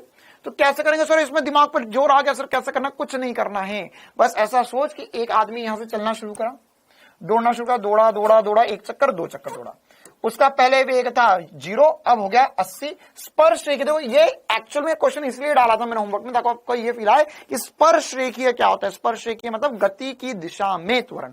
तो प्रारंभिक वेग 0 है, अंतिम वेग 80 हो गया। दूरी कितनी चला होगा, ये दूरी होता है सर 2πr × 2। क्यों? क्योंकि सर यहां पर 2 चक्कर काटे, तो 2π × 20/π × 2, तो पाई से पाई कट गया, ये हो गया सर 2 2 2 8, 80 मीटर दूरी तय करी उसने। अब त्वरण लगा लो गति का तृतीय समीकरण का इस्तेमाल करके। कोई इसमें वृत्तीय गति का चक्कर नहीं है, बस वृत्त में घूम रहा है, तो क्या दिक्कत है यार। देख मैंने तो यही बोला, स्पर्श रेखीय त्वरण मतलब हमारा नॉर्मल त्वरण है, वृत्त में घूम रहा तो उसकी मोहमाया में हमें नहीं फंसना है। तो यहां पर क्या हो जाएगा, यहां पर हो जाएगा, हम आसानी से लिख सकते हैं v² बराबर होगा u² + 2as। तो प्रारंभिक वेग 0 है, अंतिम वेग आ गया हमारे पास 80। 80 का वर्ग बराबर होगा 2 × a × 80। एक 80 से एक 80 कट जाएगा, 80/2 हो जाएगा, 40 मीटर पर सेकंड स्क्वायर त्वरण हो जाएगा। चलो okay, thank you, tata, bye bye. हाँ, ए स्टार बैच मिल गया होगा बेटा, जिसको मिलना होगा अभी तक, उसके बारे में हम आपको कल परसों और बता देंगे। चलिए, thank you, tata, bye bye. कल मिलेंगे हम नॉर्मल टाइमिंग पे।